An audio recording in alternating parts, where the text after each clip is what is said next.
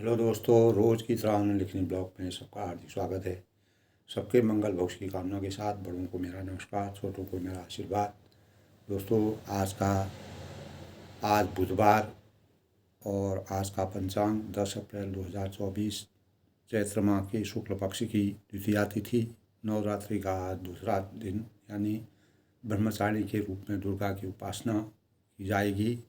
आज चैत्र नवरात्रि का ब्रह्मचारिणी का रूप दुर्गा के रूप में अवतरण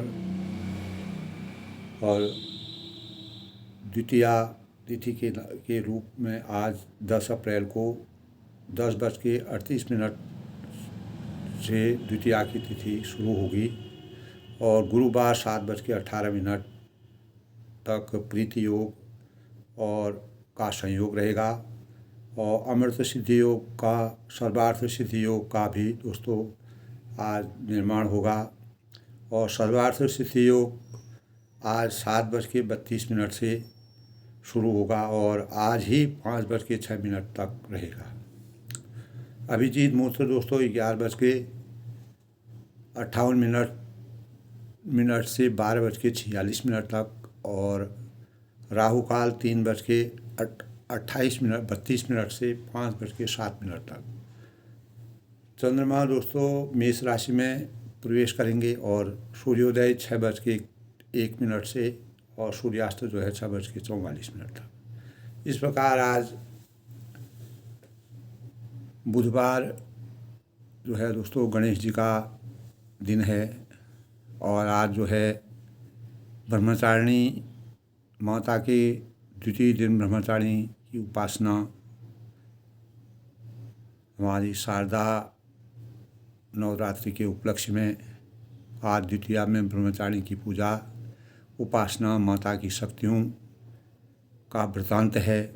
ब्रह्म का अर्थ है दोस्तों तपस्या और चारणी का अर्थ होता है आचरण, यानी इस रूप में माँ ने हमेशा ब्रह्मचारिणी का आचरण करने वाली दुर्गा का अवतार माना जाता है, जिनका इस बार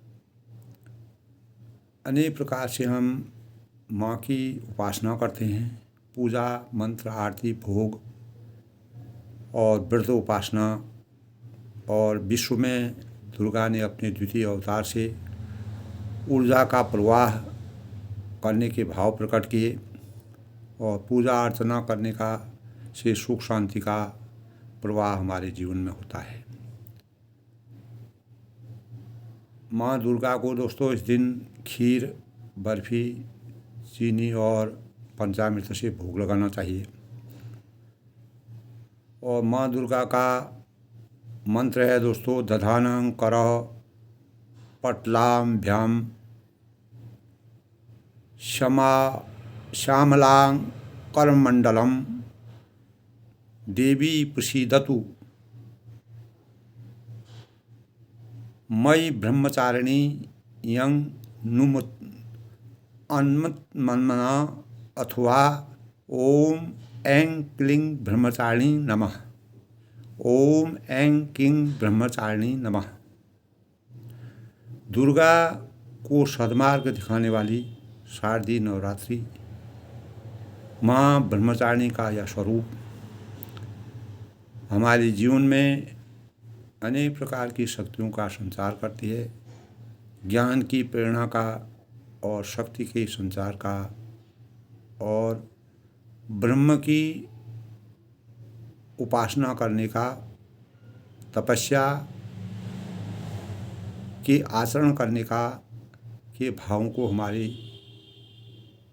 जीवन में उत्पन्न करने के भाव माता के 9 दिनों के नवरात्रि में दूसरा दिन ब्रह्मचारिणी के रूप में मनाया जाता है। जैसे कि दोस्तों हम जानते हैं बुधवार को हिंदू धर्म में विशेष महत्व बुधवार का माना जाता है, क्योंकि बुध जो है भाग्य के देवता होते हैं। बुध ग्रह जो है भाग्य का निर्माता होता है। भगवान बुध की पूजा की जाती है। बुध पूजा भगवान गणेश जी का की उपासना जो प्रथम पूज्य हैं उनकी प्रथम पूज्य देव गणाधिपति नमः गणानान्ता गणपतिनः विधिनान्ता विधिवदनः।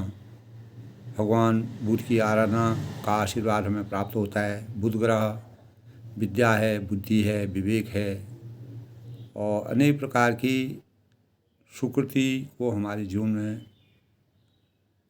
प्राप्त होती हैं। और इस दिन दोस्तों प्रथम पूज्य भगवान गणेश जी का और बुध ग्रह का को समर्पित यह दिन होता है।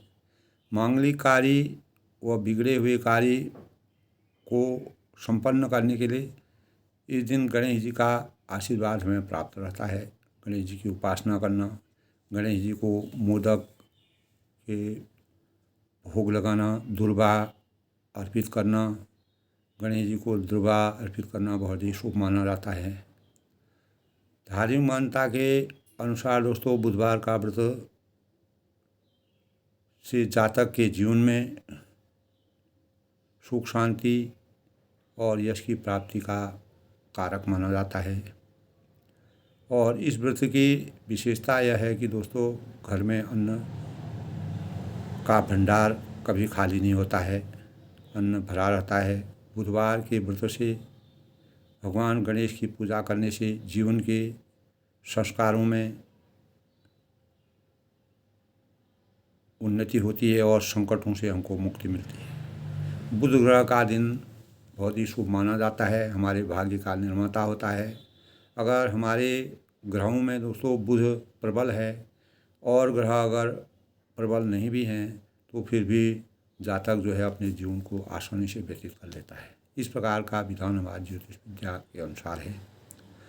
और यह सप्ताह का दोस्तों चौथा दिन माना जाता है और व्यापारिक दृष्टिकोण से यह दिन जिनका बुध उच्च ग्रह में बैठा रहता है वह व्यापार में तरक्की करते हैं और उनको अनेक प्रकार से व्यापार में मुनाफा होता है।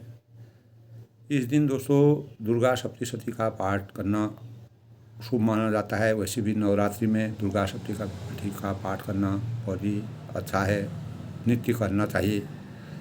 और बुधाय नमः का जप करना चाहिए। ओम बुधाय नमः, ओम ब्रौं ब्रिंग ब्रुंग बुधाय नमः, ब्रांग ब्रिंग ब्रुंग बुधाय नमः का जाप करना चाहिए। इस दिन दोस्तों हरी मूंग का दान करना चाहिए, शुभ माना गया है। और गणेश जी का शोध मंत्र का पाठ करना भी शुभ माना गया है। और बुध मंत्र का जाप करके ओम ब्रौं ओम बुधाय नमः और गाय को हरा चारा खिला करके गाय का आशीर्वाद प्राप्त करना चाहिए। ओम नमो गणपति कुबेराय फट स्वाहा, इस मंत्र का जाप करके गणेश जी की विधि विधान से उपासना करके अपने भाग्य का निर्माण करना चाहिए। और हम अगर गणेश जी को इस प्रकार से दोस्तों हमारे देश में गणेश कोई भी शुभ कार्य होता है सबसे पहले गणेश वंदना होती है। गजाननं भूतगणात् सेवितं कपित जम्बू फलसार भक्षणं उमा सुतं शोक विनाशकारकं नमामि विघ्नेश्वर पादपं। यानी सभी विघ्नों का कोई भी हम कार्य करते हैं उस कार्य में किसी प्रकार का विघ्न न हो, किसी प्रकार की बाधा उत्पन्न न हो। उन बाधाओं और विघ्नों को दूर करने के लिए गणेश जी का आशीर्वाद हमको प्राप्त करना चाहिए। ये हमारे शास्त्रों का विधान है, हमारे नित्य जीवन में ऐसा देखा जाता है। और दोस्तों अगर हम शुभ भाव से अच्छे मन से मन वचन और कर्म से परमात्मा का ध्यान करते हैं निश्चित ही हमको गणेश जी दोस्तों शिव जी ने जब गणेश जी की शिव जी की ने सभी देवताओं से परिक्रमा करने के लिए कहा तो सब देव जो है इस ब्रह्मांड की परिक्रमा करने लगे। तो गणेश जी ने अपने माता पिता की परिक्रमा की। तो इसीलिए गणेश जी को प्रथम पूज्य के रूप में माना जाता है, क्योंकि माता पिता गुरु देवता सबसे पहले माता पिता जो जन्मदात्री होते हैं उनकी पूजा करना गणेश जी के अंतर्मन में आया।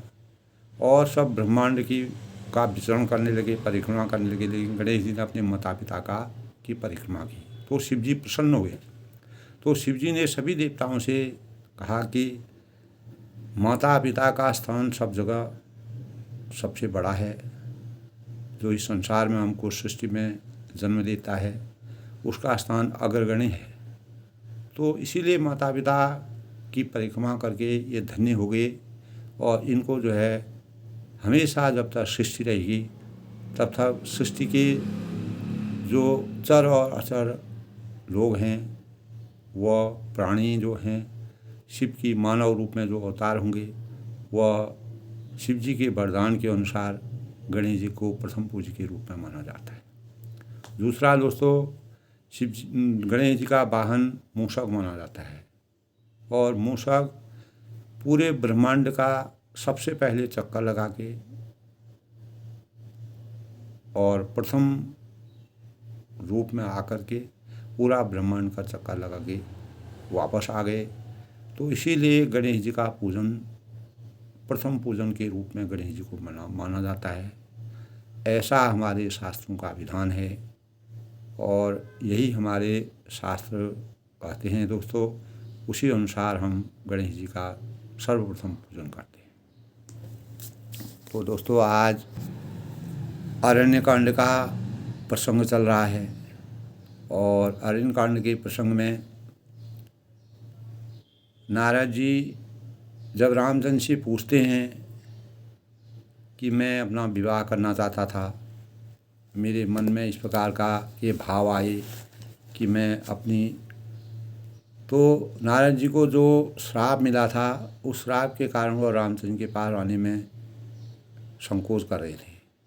जब मर्यादा पुरुषोत्तम भगवान राम जी शरणागत का हमेशा सम्मान करते हैं, आदर करते हैं, तब जब नारद जी ने उनको बहुत ही प्रसन्न मुद्रा में देखा, सुना और वह रामचंद्र जी से मिलने के लिए सरोवर के किनारे, पंपा के किनारे जो सरोवर बड़ा था जहाँ मर्यादा पुरुषोत्तम भगवान राम जी जिस जल का सेवन किया और उससे उन अपार संतोष की प्राप्ति हुई और वहीं पर उन्होंने स्नान किया और अपनी आत्मा को पवित्र किया।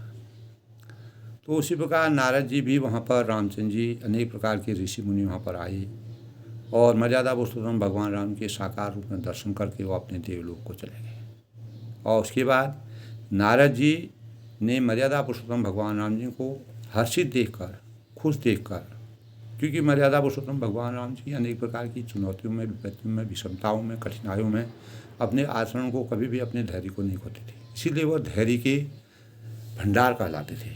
धैर्यशीलता उनके आचरण में विद्यमान थी। इस प्रकार के वृत्तांत उनकी आदर्शों में या रामचरितमानस से हमको प्राप्त होते हैं, ज्ञात होते हैं, विदित होते हैं। दोस्तों, तब नारद जी जब खुश होते हैं तो मर्यादा पुरुषोत्तम भगवान राम जी ने कहा कि आपको मैंने शादी करने से या आपके विवाह करने में रोक इसलिए लगाई कि जो ज्ञान रूपी प्रकाश से संचरित होते हैं उनको अज्ञान रूपी अंधकार से रोकना परमात्मा का विधि का विधान है। क्योंकि लोक कल्याणकारी कार्य करने के लिए ज्ञानी लोगों की जरूरत होती है, आवश्यकता होती है। उसी से हमारे सृष्टि का निर्माण होता है और सृष्टि आगे चलती है। नारद जी बहुत ही ज्ञानी थे और मर्यादा पुरुषोत्तम रामचंद्र जी अंतर्यामी थे और वह हरेक मन की बात अपने अंतःकरण में समझ जाते थे, जान जाते थे। तब रामचंद्र जी उनको समझाते हैं, एक माता अपने बच्चे को जिस प्रकार से प्रेम करती है, दुलार करती है, पिछली बातें याद करके उसको सहलाती है और उसको हर प्रकार से उसको सुरक्षित रहने की कोशिश करती है और वह बच्चा जो है अपनी माता पर पूर्ण रूप से निर्भर रहता है। जब तक वह अचेतन अवस्था में होता है उसको अच्छाई और बुराई का ज्ञान नहीं होता है। वह सर्प को छूने लगता है, बिच्छू विषैली चीज़ों को छूने लगता है। तो ऐसे ही परमात्मा का आशीर्वाद जिस व्यक्ति पर होता है वह माँ की तरह उसकी रक्षा करने के भाव उसको उस ओर आकर्षित करने का प्रयास करते हैं। ये परमात्मा का आशीर्वाद है। तो जा पर जाकू सत्य स्नेहू, ता पर ताकू मिली कछु न संदेह। तो परमात्मा का जिस पर आशीर्वाद होता है, अगर सत्य स्नेह होगा। नारद जी के अंतःकरण में ज्ञान का अपार भंडार था, क्योंकि माता पर निर्भर जिस प्रकार बच्चा रहता है उसी प्रकार जो परमात्मा होते हैं वह उनके रक्षक भगवान होते हैं। तो भगवान मेरे लिए मेरे प्रौढ़ सयाने पुत्र के समान और तुम्हारे जैसा अपने बल का मान न करने वाले सेवक मेरे शिशु पुत्र के समान है, ऐसा मर्यादा पुरुषोत्तम भगवान राम जी करते हैं। तब कहा है रहीमन बहु भेषज करत व्याधि न छाणत साथ, खग मृग आरोग बनो हरिनाथ के नाथ। परमात्मा जो है नाथों के नाथ होते हैं, जो अनाथ होते हैं उनके नाथ होते हैं। अनेक प्रकार की हम दवाइयाँ करते हैं, हमको बीमारियाँ होती हैं, परेशानियाँ होती हैं, लेकिन हमारी बीमारियों से हमको कभी छुटकारा नहीं मिलता है। लेकिन परमात्मा पर जिसका आशीर्वाद होता है, खग है, मृग है, अनेक प्रकार के जानवर हैं जो अपनी व्यथा को किसी दूसरे को नहीं बता सकते हैं, उनका जीवन जो है परमात्मा पर लीन होता है। परमात्मा उनके सुख दुख का ध्यान रखते हैं। तो इस संसार में दोस्तों इसलिए कहते हैं जिसका कोई नहीं होता है उसका परमात्मा होता है। ये निश्चित बात है, ये सत्य है और नीति संगत है। तब वो कहते हैं मर्यादा पुरुषोत्तम भगवान राम जी नारद से कल के प्रसंग में था दोस्तों, जनई मोर बल निज बल ताही, जनई मोर बल निज बल ताही, दुह को काम क्रोध को आही। यह विचार पंडित मोहि भजही, यह विचार पंडित मोहि भजही, पाय हूँ ज्ञान भगत नहीं तजही। तब मर्यादा पुरुषोत्तम भगवान राम जी नारद जी का उत्तर देते हुए कहते हैं कि मेरे सेवक को केवल मेरा ही बल रहता है। जो मेरे सच्चे सेवक होते हैं उनको वह मेरे ही सानिध्य में हमेशा रहते हैं, और अपना बल जो उनका बल मेरे ऊपर आधारित है। पर काम है क्रोध रूपी शत्रु तो दोनों के लिए है। भक्त के शत्रुओं को मारने की जिम्मेदारी मुझ पर रहती है, और क्योंकि यह मेरे पारायण होकर मेरा ही बल मानता है, पर अपने बल को मानने वाले ज्ञानी जो शत्रुओं का भी नाश करने की जिम्मेदारी मुझ पर है, परमात्मा पर है, ऐसा विचार कर पंडित जन अनेक प्रकार के जो बुद्धिजीवी लोग हैं उन लोगों का ऐसा मत है। और मुझको ही जो भजते हैं मैं उनको उनसे अपने से अलग करने की कोशिश नहीं करता, उनको बचाने की कोशिश करता हूँ। ज्ञान प्राप्त होने पर भक्ति वो कभी नहीं छोड़ते हैं। तब वह आगे उनको उनके ज्ञान को उनके अंतरंग में ज्ञान का संचार करने के लिए कहते हैं, काम क्रोध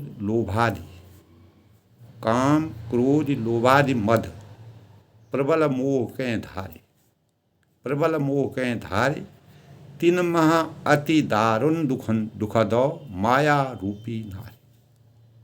तो कहते हैं जो काम है, क्रोध है, लोभ है, मद है, जब लक्ष्मण जी को भी उन्होंने ये बात समझाई थी, और ये अज्ञान से हमारे प्रबल हो जाते हैं, ये हम पर हावी हो जाते हैं। जिस प्रकार एक व्यसनी होता है उस पर नशा हावी हो जाता है, उसी प्रकार ये चीज़ें हमारे ऊपर हावी हो जाती हैं। तो इनमें माया रूपणी जो माया की साक्षात मूर्ति स्त्री का रूप होता है वह हमको अत्यंत दारुण दुख देने वाला एक बैरागी व्यक्ति को होता है, क्योंकि उससे हमारे अंतःकरण में यानी माया का संचार होता है।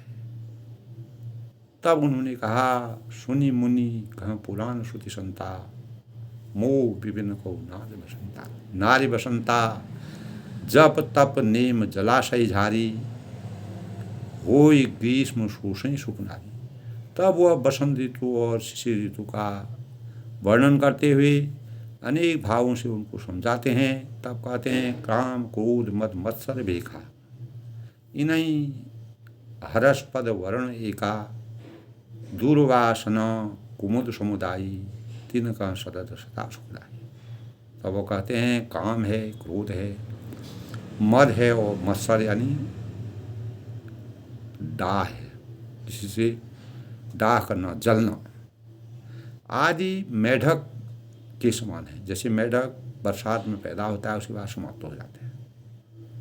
तो इनको वर्षा ऋतु के का जैसा वर्षा ऋतु में जिस प्रकार से हर्षित होते हैं, खुश होते हैं, एकमात्र यही ऐसे हैं जो वर्षा ऋतु में खुश होते हैं। और बुरी वासनाओं जो संचित होते हैं, उनको सुख देने का कार्य शरद ऋतु करती है। बसंत ऋतु में जो, वर्षा ऋतु में जो परेशान रहते हैं, शरद ऋतु में वो आनंद की अनुभूति करते हैं। अर्थात जो माया मोह के बंधन में फंसे रहते हैं और माया रोग के बंधन से दूर होकर के परमात्मा के शरण आ जाते हैं। तो इस प्रकार से अनेक प्रकार से पाप रूपी उल्लुओं के समूह के लिए सुख देने वाली घोर अंधकारमयी जो रात्रि होती है, वो जिस प्रकार होती है, बुद्धि है, बल है, शील है, स्वभाव है, सत्य है, ये सब मछलियों के समान है। जिस प्रकार तालाब में अनेक प्रकार की मछलियाँ होती हैं, और इसके लिए जो विद्वान लोग हैं, जो चतुर लोग हैं, वो अपने भावों को प्रकट करते हैं। वो कहते हैं कि युवती स्त्री अवगुणों की मूल होती है। जो जवान स्त्री होती है, वह हमारे जीवन में माया मोह को पैदा करने के भाव उसमें होते हैं और पीड़ा देने वाली रहती है। जो आप जैसे योगी लोगों को पीड़ा देने वाली होती हैं और सब दुखों की खान है। और इसी से हे मुनि, मैंने जी अपने हृदय का अंतःकरण में ऐसा सोचा कि ऐसा जानकर, इस प्रकार के भावों को अपने अंतःकरण में लाकर तुमको विवाह करने से मैंने रोक दिया। तब नारद जी को अपार ज्ञान की प्राप्ति हुई। मर्यादा पुरुषोत्तम भगवान रामचंद्र जी इस प्रकार से अपने भाव व्यक्त किए, पूरा विस्तार से उनको समझाया। ये कल के प्रसंग में था दोस्तों। तो मर्यादा पुरुषोत्तम भगवान रामचंद्र जी का यही भाव। तो दोस्तों, हमारा ज्ञान यानी नारद जी का जो ज्ञान था, हमारे व्यक्तित्व निर्माण में सहायक होता है। नारद जी का व्यक्तित्व का निर्माण हुआ और मानव के सर्वांगीण विकास के लिए ज्ञान की महती आवश्यकता होती है। हमारा आचरण हमारे ज्ञान का परिचायक है। सज्जनता और पारसमणि है। पारसमणि जो सबसे शुद्ध माना जाता है, जो सानिध्य, उसके सानिध्य में आई हुई व्यक्ति को अपने प्रभाव में ले लेती है और इसमें हमें अपने आचरण में बदलाव करने का अवसर, जैसे नारद जी को अपने आचरण में बदलाव करने का अवसर मिला। मर्यादा पुरुषोत्तम भगवान राम जी की कृपा थी उन पर। तो अच्छाई मानव प्रकृति में है तो सत्य है और शाश्वत है। मानवता ही सामाजिकता को स्वस्थ और सुदृढ़ बनाती है और आत्मीयता मानवता का अंग है। आज के इस इतना व्यस्ततम युग या प्रतिस्पर्धा का जो युग चला आ रहा है, समय चला आ रहा है, परिवेश चला आ रहा है, जहाँ व्यक्ति को अपने परिवार के भरण पोषण से फुर्सत ही नहीं है, टाइम समय ही नहीं है उसके पास। वहाँ मानवता, आत्मीयता और सामाजिकता की भावना लोगों में कैसे विकसित की जा सकती है, बड़ा मुश्किल है। हमें अपने जीवन से कुछ समय समाज के लिए निकालना की ज़रूरत है, निकालना होगा। जब हम अपने सबके आगे जाएंगे तो हमारे पीछे अनुसरण करने वालों की कमी नहीं रहेगी। आवश्यकता है मन बनाने की। अगर हम मन वचन कर्म से ज्ञान की मार्ग की खोज करते हैं तो हम ज्ञान मार्ग पर, सन्मार्ग पर चलते हैं। अज्ञान से ज्ञान का संचार हमारे जीवन में होता है। हमारा ज्ञान तभी सार्थक होगा दोस्तों जब हम उसे अमल में लाएंगे, दूसरों को भी लाभान्वित करेंगे। और ज्ञान ही प्रकाश है जो समाज के अंधकार को दूर कर सकेगा। एक दूसरे के निकट आने का माध्यम ज्ञान जो हमें सत्संग से मिल सकता है, अच्छे आचरण से मिल सकता है, अच्छे लोगों के सानिध्य से मिल सकता है। तो हमारा विश्वास ही, जिस प्रकार नारद जी का विश्वास एक संबल की तरह जगा मनुष्य सुख में, शांति में और समृद्धि तभी पा सकता है दोस्तों जब हम अपने लिए जैसा व्यवहार चाहता है वैसा ही दूसरों के साथ करें। हम अपने लिए जैसा चाहते हैं वैसे हम दूसरों के साथ भी करें। जब हम आचरण को ही अपना दर्पण बनाकर मानकर अपना परिष्कार करेंगे तो इसमें मानवता से एक कदम आगे हमको देखना होगा, इसकी हमको नितांत ज़रूरत है। तो दोस्तों आज के युग में अनेक व्यवधानों से गुजरते हुए मनुष्य यदि अपने आप को तमाम दुर्गुणों से बचा ले, अवगुणों से बचा ले, व्यसनों से बचा ले, तो उसके लिए यह एक सबसे बड़ी उपलब्धि होगी।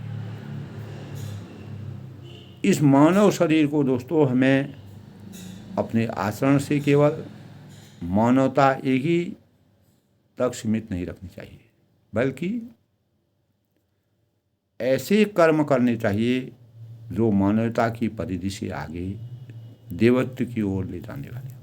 इसीलिए मर्यादा पुरुषोत्तम भगवान राम जी ने नारद जी को उस ओर आकर्षित करने का प्रयास किया, क्योंकि मानव जीवन परमपिता परमात्मा से हमें अनुदान के स्वरूप प्राप्त हुआ है और इसके प्रत्येक आयामों में जो भी इसके घटक हैं, जो इसके आयाम हैं, उससे हमें संपूर्णता के साथ जीवन यापन करने के भाव प्रकट होते हैं। इस प्रकार के भावों से हम अपने अंतःकरण को परिमार्जित करते हैं, शुद्ध करते हैं, जिसका मर्यादा पुरुषोत्तम भगवान रामचंद्र जी ने नारद जी को अज्ञान रूपी अंधकार से ज्ञान रूपी प्रकाश में विचलित हो जाने पर भी उनको विचलित होने से रोका और रोक करके उनको अपने सानिध्य में लेकर के अपार ज्ञान का संचार कराया। तो इस प्रकार का भाव दोस्तों कल के संग में नारद जी के चरित्र को कैसे मर्यादा पुरुषोत्तम भगवान ने परिमार्जित किया। आज दोस्तों सुनि रघुपति के वचन सुहाई मुनि तन, ऐसा इस प्रकार के वचनों को सुनकर नारद जी मुनि तन पुलक नयन भरी भाई। तब श्री राम जी की सुंदर मधुर करुणा भई दयामय और भक्ति भाव को सुनकर मुनि का शरीर पुलकायमान हो गया। मुनि तन पुलक नयन भरी आए और नेत्रों में प्रेमांशु की जल भर गया, अर्थात अपार ज्ञान की प्राप्ति होगी। जब किसी व्यक्ति में के आंखों में आंसू आने लगते हैं तो वह प्रेम के आंसू होते हैं, खुशी के आंसू होते हैं, प्रेम के होते हैं, दुख के आंसू भी होते हैं। तो प्रेम के आंसू की धारा उनके अंतःकरण में आई। कहो कौन प्रभु कहे ऐसी रीति, तब वह कहते हैं और वे सब मन ही मन कहने लगे, अपने मन में अंतर मन में कहने लगे, कहो तो किस प्रभु की ऐसी रीति है, कौन ऐसे इस संसार में, इस सृष्टि में इस प्रकार की परम भगवान है, प्रभु हैं, और जो मर्यादा जिनका सेवक पर इतना ममत्व और प्रेम हो, जो अपने सेवक का इतना ध्यान रखता है, जो उनके सेवक होते हैं उनका ऐसा ध्यान रखने वाली मर्यादा पुरुषोत्तम भगवान राम जी के अलावा और कोई नहीं हो सकता। मुनि के अंतःकरण में सच्चा ज्ञान का संचार हुआ। जे न भजई अस प्रभु भ्रम त्यागी, ज्ञान रंग नर मंद भागी। पुण्य आदर बोले मुनि नारद, सुनहु राम विज्ञान विषादर। साक्षात रूप में परमात्मा के दर्शन कर रहे हैं, संवाद हो रहा है और उस संवाद का आनंद ले रहे हैं, भक्ति के भावों का संचार कर रहे हैं। मर्यादा पुरुषोत्तम भगवान राम जी के रूप रंग गुण सिंह को मानव रूप में जो उन्होंने अवतार दिया है उसका दिव्य दर्शन कर रहे हैं। जे न भजई अस प्रभु त्यागी। जो मनुष्य भ्रम को त्याग कर ऐसे प्रभु को का ध्यान नहीं करते हैं, उनका रात दिन गुणगान नहीं करते हैं, ज्ञान रंग नर मंद अभागी, वे ज्ञान के कंगाल हैं और बुद्धि से हीन हैं और अभागे हैं, उनका भाग्य सही नहीं है। रावण को मर्यादा पुरुषोत्तम भगवान ने अनेकों बार इस प्रकार के अवसर दिए थे, लेकिन अज्ञान रूपी अंधकार के पर्दे से जो ढका हुआ जिसकी बुद्धि थी वह केवल बानर और भगवानों के हाथ से अपनी मौत चाहता था, अपनी मोक्ष की प्राप्ति चाहता था, लेकिन अपने बुरे भावों को कभी भी त्याग करके परमात्मा के शरण में जाने का उसने विचार नहीं बनाया। बैर करके वह परमात्मा ने उसको मोक्ष प्राप्त किया। पुनि सादर बोले मुनि नारद सुनो राम विज्ञान विशारद। फिर नारद मुनि जो हैं आदर सहित सम्मान के साथ मर्यादा के अनुरूप अपनी वाणी बोलते हैं। हे विज्ञान विशारद, इस संसार के महान ज्ञानी श्री राम जी सुनिए अपनी बातें। नारद जी कैसे कहते हैं, संतन की लक्षण रघुबीरा, कहो नाथ भव भंजन मीरा। हे रघुवीर, हे शिरोमणि, हे धीर बुद्धि, हे अंतर्यामी मर्यादा पुरुषोत्तम भगवान जी, हे भव भय इस जन्म मरण के बंधन से का नाश करने वाले, कहो नाथ भव भंजन मीरा, मेरे नाथ शून्य मुनि संतन के गुण कहूँ। अब कृपा कर संतों के लक्षण कहिए। संतों में किस प्रकार के लक्षण होने चाहिए, संत का स्वभाव कैसा होना चाहिए, संत का चिंतन कैसा होना चाहिए, संत को अपने जीवन में क्या करना चाहिए। श्री रामचंद्र ने कहा, हे मुनि, जिनते मैं उनके बस रहूँ, सुन मुनि संतन के गुण कहूँ। हे मुनि सुनो, मैं संतों के गुणों को कहता हूँ जिनके कारण मैं उनके बस में रहता हूँ। तो संतों के जो गुण होते हैं, उनके जो विचार होते हैं, उनकी जो भूमिका होती है, उनकी जो मर्यादा होती है, उनके जो संस्कार होते हैं, उनको मैं आपके सामने बखान करता हूँ और इसी कारण मैं उनके बस में रहता हूँ। जो सज्जन लोग होते हैं उनके सानिध्य में मैं रहता हूँ। षट विकार जित अनघ अकामा, षट विकार जित अनघ अकामा, अचल अकिंचन शुचि सुख धामा, अमित बोध अनिहमित भोगी, सत्यसार कवि को विदित होगी। षट विकार जित अनघ अकामा, यानी वे संत जो काम है, क्रोध है, लोभ है, मोह है, मद है, मत्सर, डाह है, इन सब 6 विकारों से, दोषों से को जीते हुए अपने जीवन को ऐसे वातावरण में अपने जीवन का वृतांत करते हैं, जीवन को पाप रहित रहते हैं और काम रहित रहते हैं, छलहीन रहते हैं, स्थिर बुद्धि के रहते हैं, सर्व त्यागी रहते हैं और बाहर भीतर से पवित्र होते हैं, सुख के धाम होते हैं। अंदर से और बाहर से दोनों तरह से वह सम रहते हैं। असीम ज्ञानवान, इच्छा रहित, मितहारी, कम खाने वाले, सत्यनिष्ठ, कवि विद्वान, योगी। इस प्रकार से सावधान, मादन मदहीना, धीर धर्म गति परम प्रवीणा।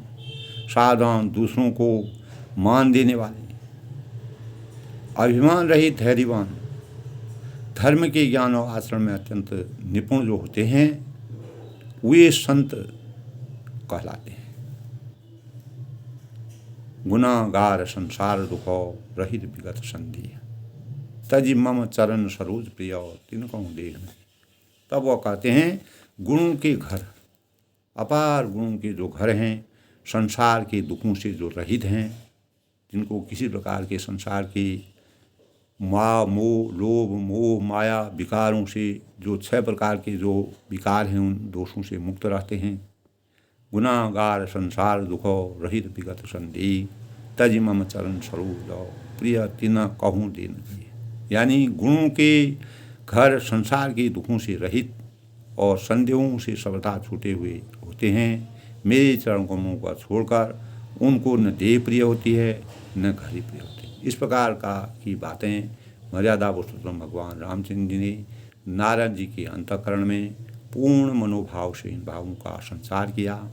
निज गुण सुवन सुनत सकुचाही, पर गुण सुनत अधिक हर्षाही।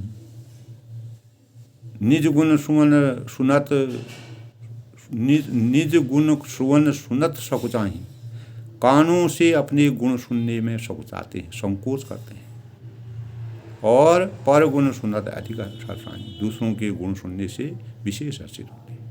अगर दूसरों के सद्भाव सुनते हैं, दूसरों के अच्छे गुणों का श्रवण करते हैं तो वह उसमें अपार आनंद की अनुभूति करते हैं और अपने गुणों को सुनने से वह संकोच करते हैं।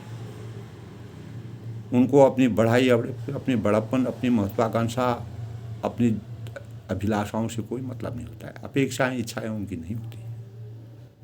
सम शीतल नहीं त्याग ही नहीं, सम और शीतल हैं जो हर परिस्थिति में समता मूलक विचारों से व्याप्त होते हैं और ठंडे स्वभाव के होते हैं, शीतल स्वभाव के होते हैं। और जो नीति होती है, त्याग नहीं करते हैं, कभी त्याग नहीं करते हैं। सम और शीतल न्याय का कभी त्याग नहीं करते। सरल स्वभाव सभी मन की, सरल स्वभाव होते हैं और सभी से प्रेम रखते हैं, सभी से सम्मान के भाव रखते हैं, मर्यादा के भाव रखते हैं, आचरण के भाव, आदर्शता के भाव रखते हैं। जब तब व्रत दम संयम नेमा, गुरु गोविंद विप्रपद प्रेमा, सदा क्षमा मैत्री दाया, मुदिता मम पद प्रीत माया। तो वे जब है तब है, व्रत है, दम है और संयम है और नियम में रत रहते हैं। वे जो ऋषि मुनि हैं, जो संत लोग हैं, जो सज्जन लोग हैं, जो धर्म की मर्यादा को जानते हैं, उनके अंदर इस प्रकार के गुण होते हैं। गुरु है, गोविंद और ब्राह्मणों के चरणों में जो प्रेम रखते हैं, जो ज्ञानी लोग होते हैं उनके चरणों में प्रेम रखते हैं। गुरु जो मार्ग दिखाते हैं, परमात्मा जो हमारे कामों को का हिसाब किताब रखते हैं, उनके चरणों में जो प्रेम करते हैं और उन्हें क्षमा, श्रद्धा, क्षमा, मैत्री, दया, सदा है, क्षमा है, मैत्री है, दया है और प्रसन्नता और मेरे चरणों में निष्काम उनका प्रेम होता है। वही संत की, सच्चे संत की मर्यादित रूपरेखा है, वही संत का स्वभाव होता है। विरत विवेक विनय विज्ञान, बोध जथा रथ भेद पुराण, दम्भ मान मद महे न काहू, भूल न दे कुमार गवाहू। सब कहते हैं कि विरत विवेक विनय विज्ञान तथा वैराग्य विवेक विनय विज्ञान, परमात्मा के तत्व का ज्ञान, परमात्मा के अंतर्मन की बातें, उनको कैसे उनका ध्यान लगाना चाहिए, कैसे भक्ति में तल्लीन रहना चाहिए, भक्ति में कैसे समर्पण की भावना होनी चाहिए। वेद हैं, पुराण हैं, यथार्थ उनका जो इनको ज्ञान होता है, जो सृष्टि के सच्चे संचालक होते हैं, सृष्टि की मर्यादा को जानते हैं, वेदों की मर्यादा के अनुसार अपने जीवन को व्यतीत करते हैं। और वे दम्भ मान मद करहि न काहू, दम्भ है, मद अभिमान यानी मान यानी अभिमान नहीं करते हैं, घमंड नहीं करते हैं, अभिमान नहीं करते हैं। मद करहि न काहू, किसी से भी वह इस प्रकार के भावों को अपने अंतर्मन में स्थान नहीं देते हैं। और भूल न दे कुमार गवाहू, और भूल कर भी कभी भी कुमार्ग की तरफ नहीं जाते। उनकी दशा और दिशा हमेशा सच्चे मार्ग की तरफ रहती है। सच्चा ज्ञान उनके अंतःकरण में विराजमान रहता है, जो लोक कल्याणकारी होता है। इसीलिए सज्जनों के सानिध्य से भक्ति में अपार पवित्रता आती है। भक्ति भाव में आदमी सच्चे मन से रत रहता है। गा वहीं सुनई सदा मम लीला, उसके अंतरंग में जो संत होता है, जो वैराग्यवान होता है, जो लोभ, क्रोध, मोह और 6 प्रकार के जो अवगुण हैं, काम, क्रोध, लोभ, मोह, मद और मत्सर, इन 6 विकारों से जो दोष मुक्त होता है, गा वहीं सुनई सदा मम लीला, वो हमेशा सदा मेरी लीलाओं का गुणगान करता रहता है। दोस्तों, जो साधु संत लोग होते हैं, लोक कल्याणकारी होते हैं, अकेला जीवन यापन करते हैं, वैराग्य के भाव में रहते हैं, तो वे हमेशा जो है मानव कल्याण की लीलाओं को करते हैं, ऐसे भावों को रखते हैं, दूसरों के हित में हमेशा तत्पर रहते हैं और ऐसे भावों को समाज में व्याप्त करते हैं।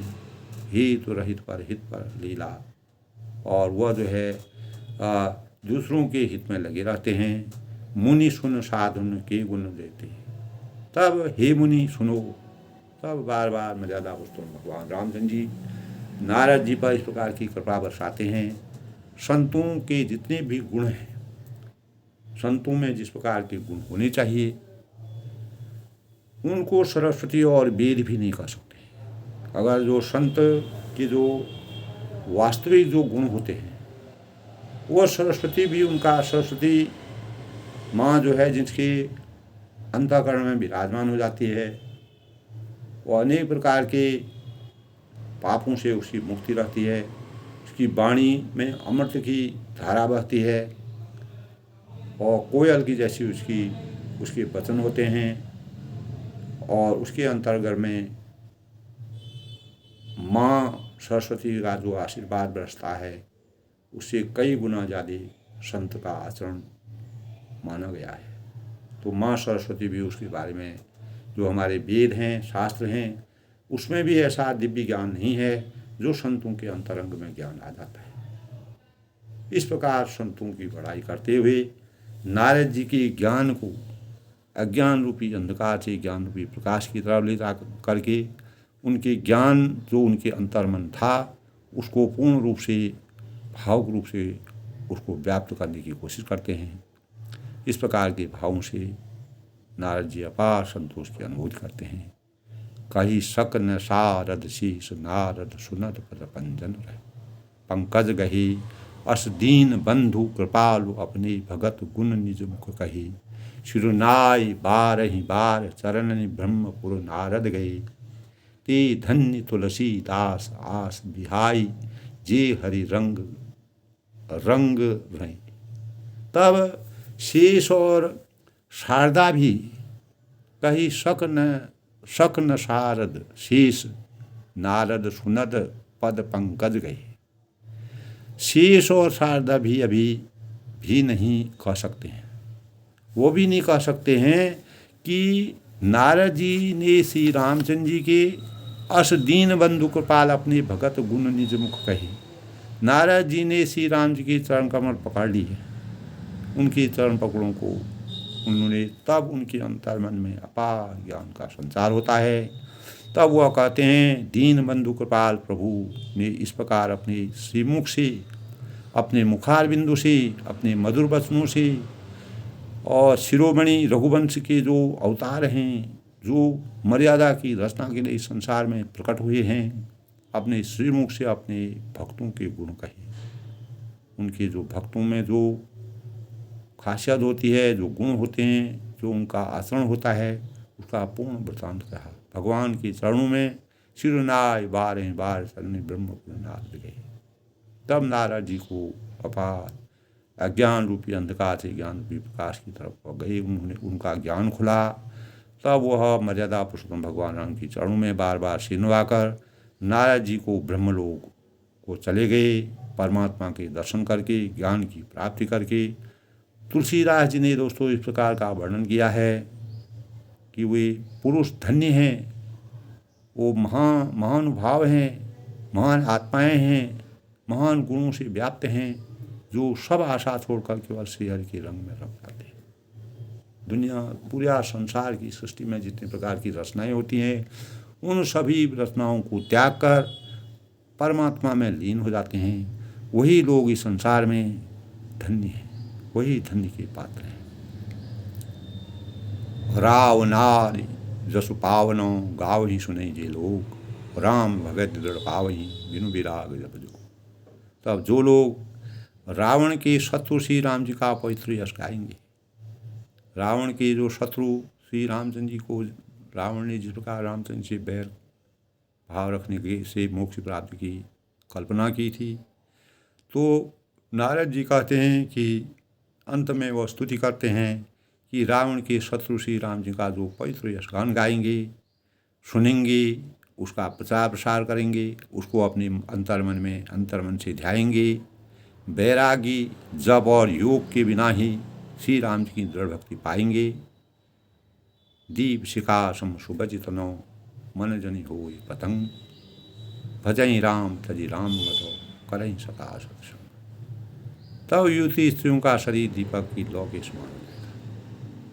तब जब युवती स्त्रियों के बारे में जो मर्यादा पुरुषोत्तम भगवान राम ने कहा कि हम माया के मोह में फंस जाते हैं, तो वह युवती जो स्त्रियां हैं, जो जवान स्त्रियां हैं, अगर उनका परमात्मा के चरणों में अपार प्रेम हो जाएगा, यानी हम माया माया मोह के बंधन से हमेशा छुटकारा पा करके दीपक की लौ के समान, जिस प्रकार दीपक की लौ निरंतर समान रूप से जलती रहती है, वैसा ही हमारा मन भी हो जाएगा। और भजई राम तज काम मदो करें सदा सत्संग। तो अपने मन से कहते हैं, अपने मन मंदिर से कहते हैं, अपने अंतरात्मा से कहते हैं कि तू उसका हमेशा पतंगा बना रहेगा, उस दीपक की लौ का पतंगा बना रहेगा। और काम और मद को छोड़कर पूरे सृष्टि संसार में जो माया मोह के जो बंधन हैं, काम से युक्त जो भावना हमारे अंतःकरण में हैं, उनका परित्याग करके श्री रामचंद्र जी का भजन कर सदा सत्संग में व्याप्त हो जाएगा और तुम्हारा जीवन हमेशा धन्य होगा, हमेशा तुम मुक्ति पाओगे, इस संसार की माया मोह के बंधन से मुक्त होगी। युवती स्त्री को जिस प्रकार मोह माया के बंधन में जकड़ा हुआ जीवन जिसका भी होता है, वह भी मोक्ष की प्राप्ति करके मर्यादा पुरुषोत्तम भगवान राम का अनुसरण करेगा, अपार सुख की अनुभूति होगी और सदा सत्संग का अनुसरण करेगा, अच्छी संगत में जाएगा, अच्छे कार्यों को करेगा, लोक कल्याण के कार्य करेगा, स्वयं का हित करेगा, समाज का हित करेगा, देश का हित करेगा और हमेशा इस संसार में बार बार लोक कल्याण के लिए अवतरित होता रहेगा। इसी प्रकार मर्यादा पुरुषोत्तम भगवान राम जी का अवतरण इस सृष्टि में परोपकार की भावनाओं से हुआ, न कि किसी प्रकार की महत्वाकांक्षा के लिए, अपेक्षा के लिए। जो लोक कल्याणकारी लोग होते हैं उनका जीवन इसी प्रकार परोपकाराय संता विभूतय, जो परोपकार के लिए इस संसार में पैदा होते हैं वही संसार की विभूति के समान है। उदार चरितानां पशुदेव कुटुंबकम, जो उदार चरित्र के लोग होते हैं उनके लिए सारा संसार एक समान होता है। मर्यादा पुरुषोत्तम भगवान राम जी का इस प्रकार का आदर्श चरित्र करके आरण्य कांड का दोस्तों आज समापन हुआ। आरण्य कांड में हमने अनेक प्रकार के ऋषि मुनियों के सानिध्य में मर्यादा पुरुषोत्तम भगवान राम जी रही, अनेक प्रकार के राक्षसों का वध करके मर्यादा पुरुषोत्तम भगवान रामचंद्र जी उनको मोक्ष की प्राप्ति की। अज्ञान रूपी अंधकार से मानवता को ज्ञान रूपी प्रकाश में लाने का प्रयास करके इस सृष्टि की रचना को हमेशा सजो कर रखने के लिए मुनियों के सानिध्य से हमको क्या चीज़ प्राप्त हो सकती है, मर्यादा की रचना के लिए हमको क्या क्या करना चाहिए, ऐसे भावों को तुलसीदास ने रामचंद्र के आदर्शों से हमारे चिंतन में जो भाव डाल रखे हैं वह हमें हमेशा चिरस्मरणीय रहेंगे। हमारे अंतर मन में इस प्रकार के भाव रहेंगे। हम कभी भी अपने मन से, वचन से, कर्म से अपने ऐसे भावों को नहीं भूल सकते हैं। वह हमारे तन मन में हमेशा भक्ति के रूप में संचित रहेंगे। सबके मंगल भक्ति की कामना के साथ आज अरण्यकरण की समाप्ति के अवसर पर मैं मर्यादा पुरुषोत्तम भगवान रामचंद्र जी का सभी पर आशीर्वाद बना रहे, सब लोग सुखी रहें, खुश रहें, प्रसन्न रहें। और आज माता दुर्गा ब्रह्मचारिणी के रूप में, ब्रह्म के रूप में जिनका आचरण है और अनेक प्रकार के सकारात्मक ऊर्जा की द्योतक हैं, उन माँ को और मर्यादा पुरुषोत्तम भगवान राम जी का आशीर्वाद सभी पर बने रहे। सबके मंगल भविष्य की कामना के साथ सब लोग खुश रहें, प्रसन्न रहें।